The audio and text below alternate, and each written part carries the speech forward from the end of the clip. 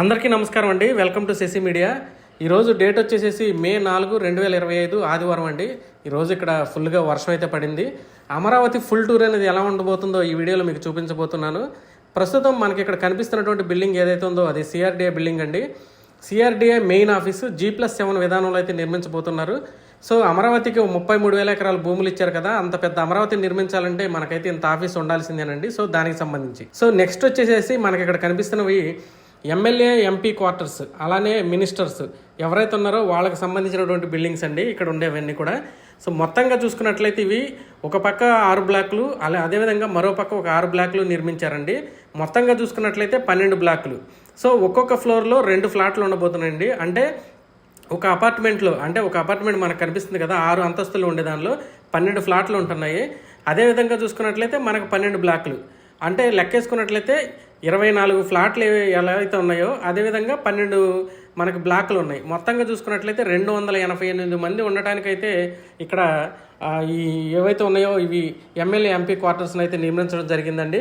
So Chandrababu Naidu గారు ఉన్నప్పుడే అప్పట్లోనే 2014 నుంచి 2019 మధ్యలోనే దాదాపుగా 70% పనులు అయితే పూర్తయినాయండి.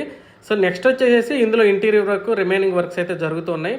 మనకుంది 175 మంది ఎమ్మెల్యేలే, 25 మంది ఎంపీలే కదా, మరి ఎందుకు ఇంతమంది కంటే రేపొద్దున ఏదన్నా రీఆర్గనైజేషన్ యాక్ట్ ప్రకారం ఇంకేదన్నా జరిగి ఎమ్మెల్యేలు ఎంపీల సంఖ్య పెరిగినట్లయితే మరలా అప్పుడు వారి కోసం సపరేట్గా కట్టడం ఎందుకని చెప్పేసి చంద్రబాబు నాయుడు గారు ముందు చూపుతోటి దాదాపుగా 288 మంది విశాలంగా నివసించడానికి ప్రజాప్రతినిధుల కోసం ముందు జాగ్రత్త కట్టినటువంటి ఎమ్మెల్యే ఎంపీ క్వార్టర్స్ అండి. సో మొత్తం కూడా ఎలా కట్టారో కూడా మీరు చూడొచ్చు. అత్యద్భుతమైనటువంటి డిజైన్స్ తోటి నిర్మించారండి.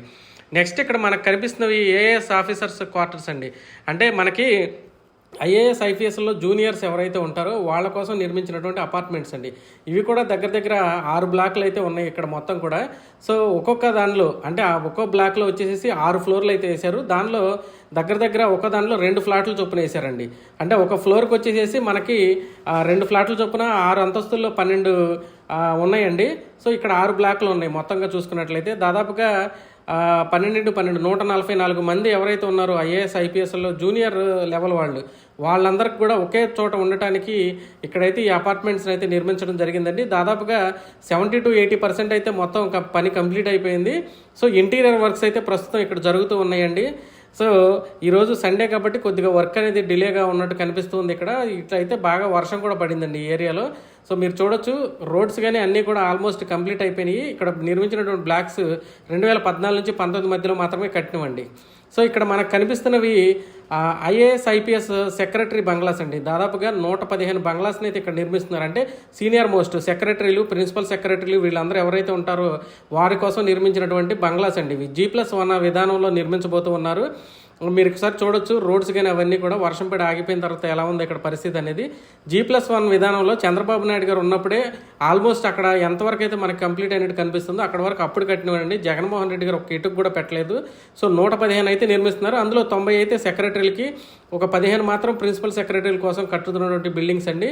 సో ప్రస్తుతం మనం ఇటు రాయపూడి వైపు నుంచి వచ్చే రోడ్లో ఉన్నాం. నెక్స్ట్ ఇక్కడ మనకు కనిపిస్తుంది ఏవైతే హెచ్ఓడి టవర్స్ అండి.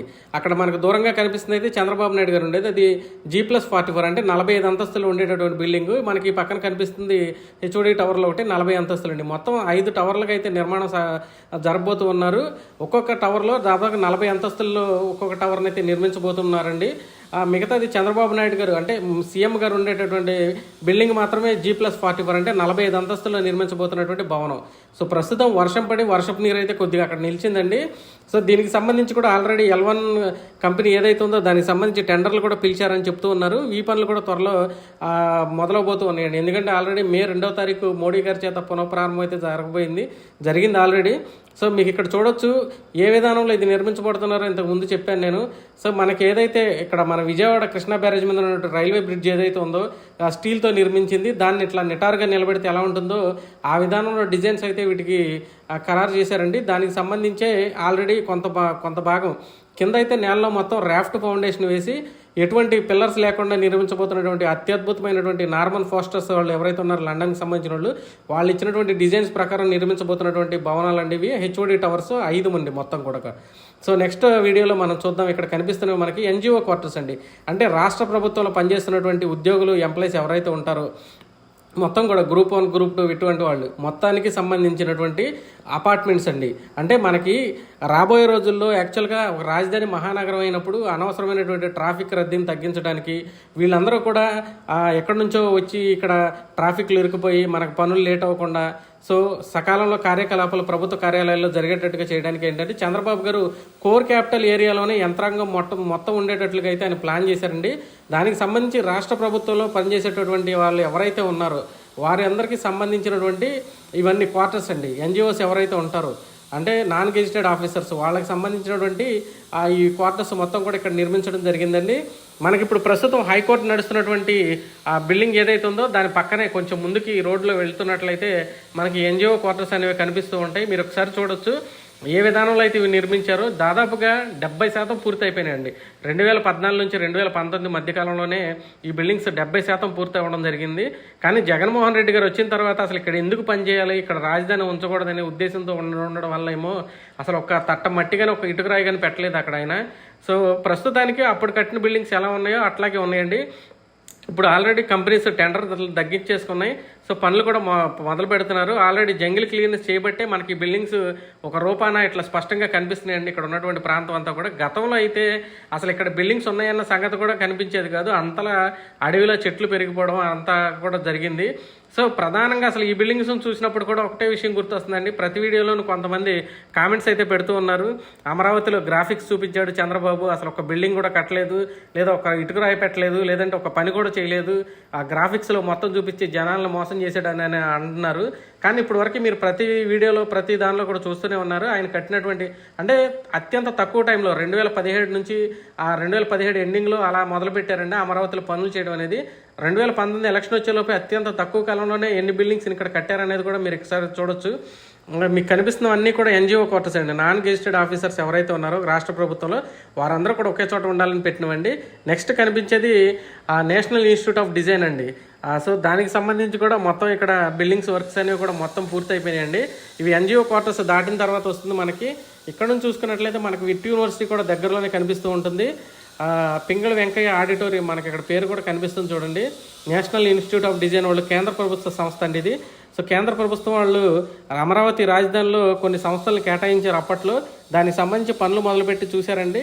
వాటికి సంబంధించి రోడ్స్ అవి కూడా చాలా వరకు కంప్లీట్ అయిపోయినాయి. అది మనకి ఇక్కడ కనిపిస్తుంది చూడండి దగ్గరలో మనకి విట్ యూనివర్సిటీ అండి ఇది.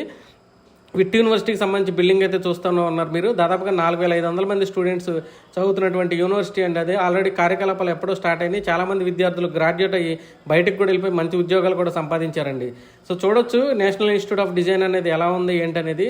గతంలో జగన్మోహన్ రెడ్డి గారు ఒక ప్రాంతం మీద ఏదైనా కానీ కక్ష పెట్టుకోవడం వల్ల మనకి అద్భుతమైనటువంటి అవకాశాలను కేంద్ర ప్రభుత్వం కూడా ఇచ్చింది. కొన్ని సంస్థలు ప్రతిష్టాత్మకమైనటువంటి సంస్థలను అమరావతిలో నెలకొల్పడానికి వాళ్ళు ముందుకొచ్చి భూమిని కూడా అలాట్ చేసి ఉన్న పరిస్థితుల్లో జగన్మోహన్ రెడ్డి గారు సహకరించకపోవడం వల్ల ఏ విధంగా తయారైందని కూడా చూడొచ్చండి. Thank you so much.